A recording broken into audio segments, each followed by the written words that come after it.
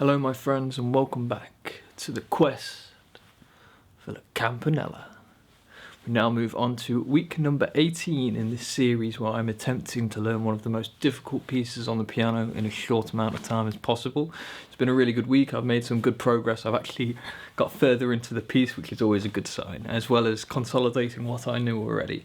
But before we get started on the piano today, I just wanted to give a special thanks to everybody out there that's helped me achieve over 350 subscribers. I mean, the growth has been mad this week. I think it was only last week that we were celebrating 200, so 150 in a week is absolute madness. But we don't want this growth to stop, do we? So you may as well drop a like on this video and comment, because then it gets shown to more people. And that's just what we all want, isn't it? Well, particularly me. But yes. Here we go for some piano. I hope you enjoy. So here I am in my nice little box, and we start on day 121.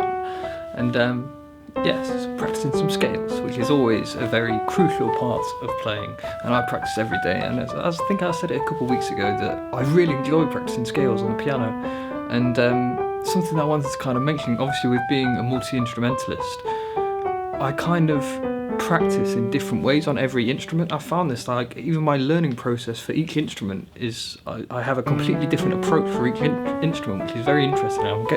And for the piano, I believe that I'm very structured and very organised in the way that I do things, whereas like on the guitar I'm a lot more like whimsical and I'll just pick up and just do whatever I want, whereas with the piano I'll have a set plan and I'll be structured with my scales, you know, and work to a metronome, which is the first time that I've ever done that. And it's, yeah, I think it's really quite interesting that these different instruments like teach you different things in different ways, you know, and you learn different techniques from each instrument you play. I think it's absolutely fascinating. And yeah, scales.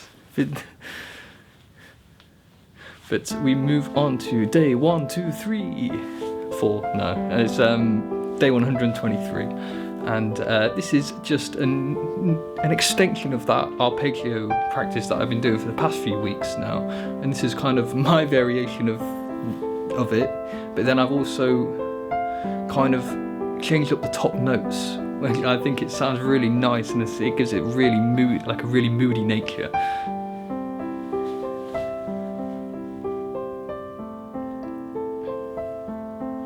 And something that I find really interesting about this actually is that I'm playing, so it's an A minor on both hands, and then it kind of goes, on the last one it's an F major, and then the second one it's an E minor, but then it kind of goes to a G major on the second iteration, and it just, even though it's a major chord, because of the way that it's played, it makes it sound sad, and because it's like the lesser note, and it just, I think it's really fascinating that even though it's a major chord, played in this fashion means that it sounds sad. It is really, really fascinating, I think. But yes, that's the end of that. But yeah, it's so interesting, isn't it? Just music, the way that it all affects each other, and how it's so instrumentally different from, can play a G major on its own, it sounds happy, but then in that situation it sounds completely different. And I just find that absolutely fascinating. But anyways, this is a creation of my own, where I'm kind of focusing on playing the bigger chords, which is you're playing the root, the fifth, and the root again. And it's something that I've been trying to work on a lot more, and I think this is just a D, playing D major up to an A and then scaling it down. D minor, sorry, up to an A. I only play in minors, you should get used to that by now. But I don't think, this was very much a one-take wonder, you know. I just kind of flicked on the camera and this, like, right, I'm just going to do something, and this was what came out. But those large chords are really, really nice, aren't they? They kind of really give you a really full sound. It's very different from just a standard, whatever they're called. The name escapes me. It's that one, isn't it? Yeah, something like that.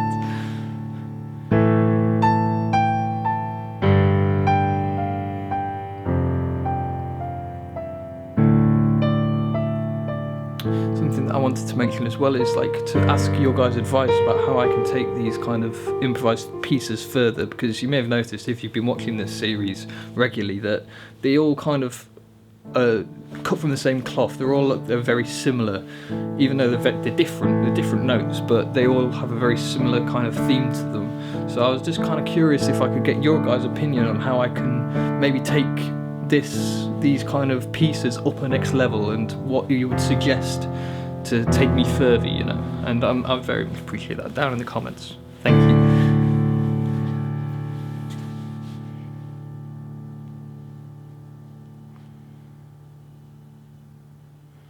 But yes, that is all for today. So that's my 3 days of recording, and as you can see, it's a slow process, and I think something to really note is the scales. I really feel like I'm improving on the scales using both hands, and my coordination is getting much better with both hands as well. But without further ado, we shall move on to the full run-through of La Campanella. And this week it was I made some progress, and I didn't actually show any of La Campanella in the video this week, so I just kind of want to change it up and keep it fresh. So anyways, the full run through of La Campanella, and yeah, let me know what you think.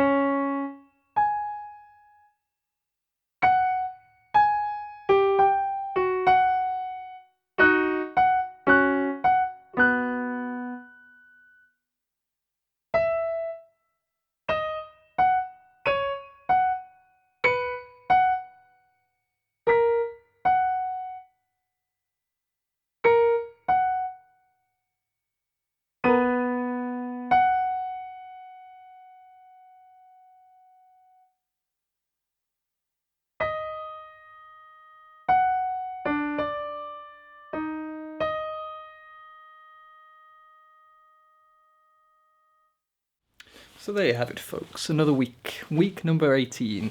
Off it goes into the distance, and yeah, it's been a good week. As I say, I made some progress on the Campanella. I actually can play a little bit further than what I played there. It's just it's not quite fluent, and it's not memorised yet. I try and play without the sheet music as regularly as possible, just so it really cements in my mind. I don't know if that's a good thing to do or not, but that's just the way that I do things. But yes, that is all we have time for. Thank you very much for watching, and yeah, please drop a like and subscribe to my channel. Join the many people that are doing it at the minute, which would really make me happy. And yeah, leave me a comment. And I asked for advice earlier, and if you have any recommendations, anything you want to tell me, anything at all, I'll always get back to you. So yes, thank you very much for watching. Much love, and peace out, my dear friends. Ciao, Bella.